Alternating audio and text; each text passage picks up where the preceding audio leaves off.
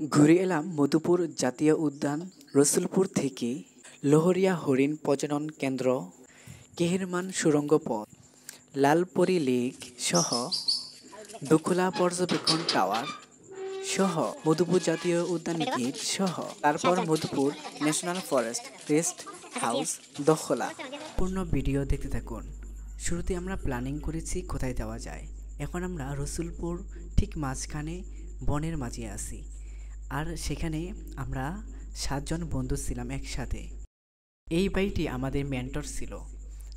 এই ভাইটি আমাদেরকে সম্পূর্ণ ঘোরাফেরার কাজে সহযোগিতা করেছে। তো ভাইটিকে অনেক ধন্যবাদ আমাদেরকে সময় দেওয়ার জন্য।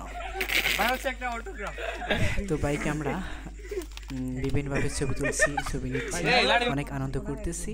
তো আমরা বন্ধুদের মাঝে কেউ এখন এক বন থেকে অন্য বনে এসেছি, আর বনের গাছগুলো বেশ সুন্দর। আপনারা দেখতে থাকুন। এখানে নেটওয়ার্ক পাচ্ছে না, সেজন্য আমি এখন ভিডিও করছি।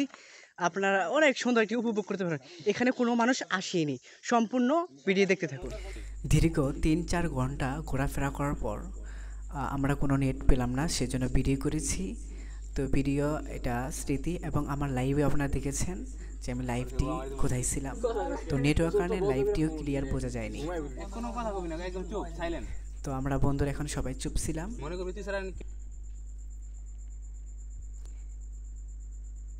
কেউ কোনো কথা বলেনি, সবাই চুপ ছিলাম।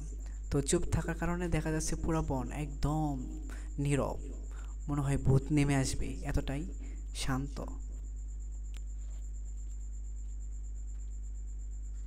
তারপর আমরা অন্য জায়গায় প্ল্যানিং করলাম গুগল ম্যাপের মাধ্যমে। যেখানে ছিলাম সেটা লোকেশন দেখা যাচ্ছে। তো এখানে আমরা ছিলাম, এটা লোকেশন। তো এখানে অনেক নির্জন ছিল, আর অনেক সুন্দরভাবে গাছগুলো ছিল। আর আমাদের বন্ধু হাঁটতে পারতেছিল না, তো এক বন্ধু আরেক বন্ধুকে সাহায্য করতেছিল এইভাবে। তো এটাও আমি ভিডিও করে গেছি। আর এটা হলো লালপরি লেক। তো এখানে কি সত্যি কি লালপরি নেমেছিল? তো আমরা দেখার জন্য লালপরিকে আর কি ভিডিও করে নেই। তো এখানে আমরা একজন পেঁপে গিফট করেছিল আমাদেরকে। তো আমরা এখানে পেঁপে খাই। তারপরে আমরা আসি, এখানে এক দারোয়ান আনসার, সে আমাদেরকে 7 জন ছিলাম, তো 7 জনে 70 টাকা নিয়েছিল তো ঢুকানোর জন্য, অনুমতির প্রবেশ করার জন্য। কিন্তু বুঝতে পারলাম পরবর্তীতে আমাদের 70 টাকাটাই অযথা, সে এমনি নিয়েছে, কিন্তু আসলে কোনো টাকা দেওয়ার নিয়ম ছিল না।